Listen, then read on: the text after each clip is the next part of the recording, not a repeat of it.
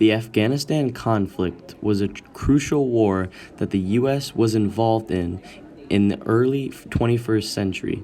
It started with the Soviet invasion in 1979 and the Taliban and other groups fighting against them. The Taliban were allies with the U.S. back then, but now they are not due to the complications later throughout the war. The war with the U.S. in Afghanistan started in 2001, and it is now the longest war in U.S. history, with it reaching its final stages.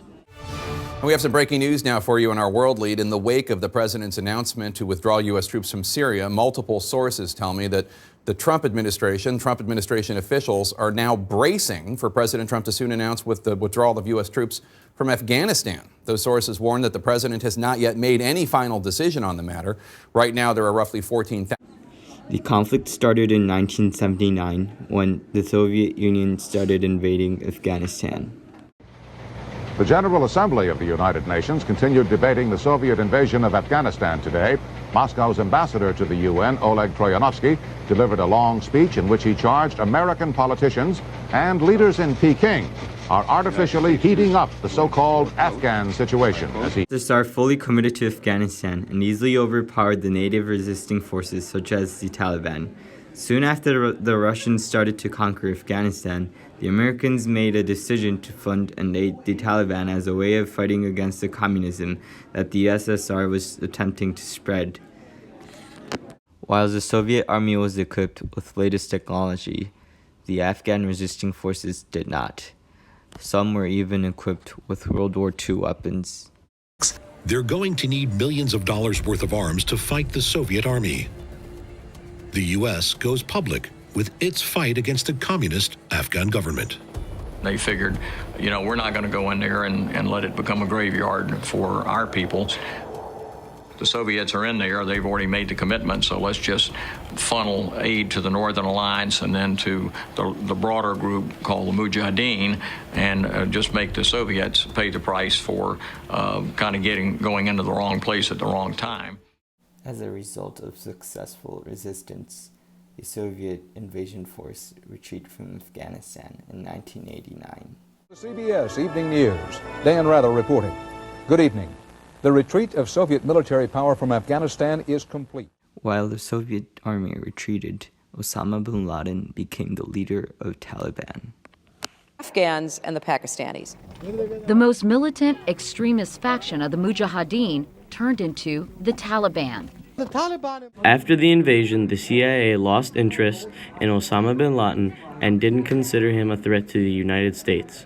Meanwhile, Osama rose to power in Afghanistan and created the Taliban government in 1994. Osama also founded the terrorist organization known as Al-Qaeda in an attempt to weaken American influence in the Middle East due to his anti-American beliefs. Following the creation of Al-Qaeda were several terrorist attacks with America as their target.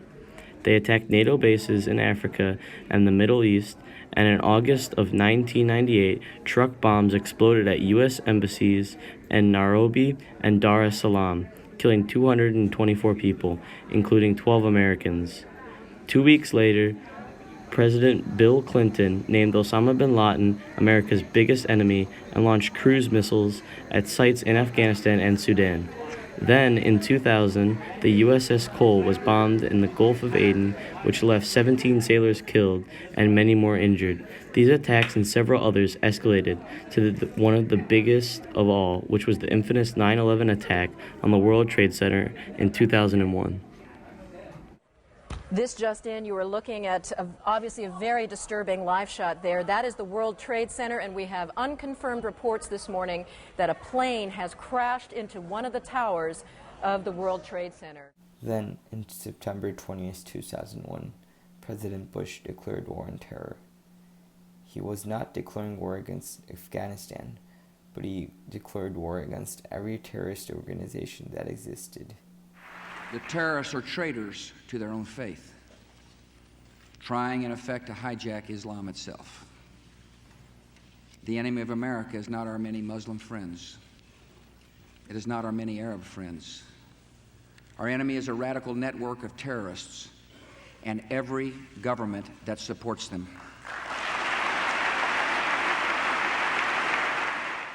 In October, the United States sent in CIA members to Afghanistan. They were sent into Afghanistan to support and train forces that were going against Taliban, like how they supported Taliban before to fight the Soviet Union. They decided to support Admiral Rashid Dostum, who was the leader of the Northern Alliance. The Afghan Northern Alliance, officially known as the United Islamic Front for the Salvation of Afghanistan, was a united military front that came to formation in late 1996. After the Islamic Emirate of Afghanistan, which is also known as Taliban, took over Kabul, the capital of Afghanistan. The Northern Alliance fought a defensive war against the Taliban government. They received support from Iran, Russia, Turkey, India, Tajikistan, and others, while Taliban were backed up by Pakistan. Before September 11th, he had no funding from anybody. He was up in the hills. The Americans showed up around October. So when an A team goes in, they have a mission. And this one just said support Dostum. And that means that if Dostum wanted to take over the entire country, they would help him do that. And that's not exaggerating. The war's early phase started out with U.S. airstrikes on al-Qaeda and Taliban forces. The Taliban regime unravels rapidly after its loss at Mazar-e-Sharif on November 9, 2001, which was also the first battle with U.S. soldiers. On October 16, 2001, a 12-man operational group of Green Berets from America's 5th Special Forces Group, also known as the ODA 595, was the first group of U.S. soldiers to land in Afghanistan soil. They were dropped into the remote mountains of Afghanistan to convince General Rashid Dostum to join them to fight their common enemy, the Taliban and al-Qaeda. They used horses to cross the desert and mountains and successfully regained control over the area of Mazar-e-Sharif from the Taliban on December 9, 2001. A month later, the Taliban collapses. On December 9, 2001, a month later after the Battle of Mazar-e-Sharif, the Taliban government in Kabul collapses.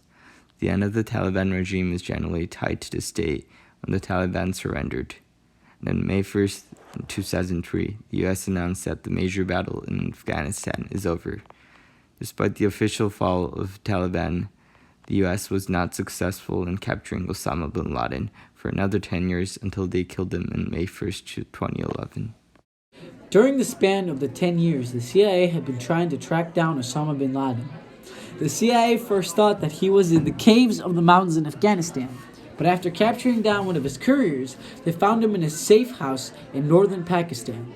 Then in May 2nd, 2011, around 1 o'clock a.m. in Pakistan Standard Time, SEAL Team 6 members took him down in his house during Operation Neptune Spear.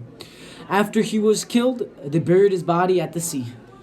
Although the war is on its final stage, we must always remember that many Afghan civilians lost their lives, as well as many NATO coalition forces.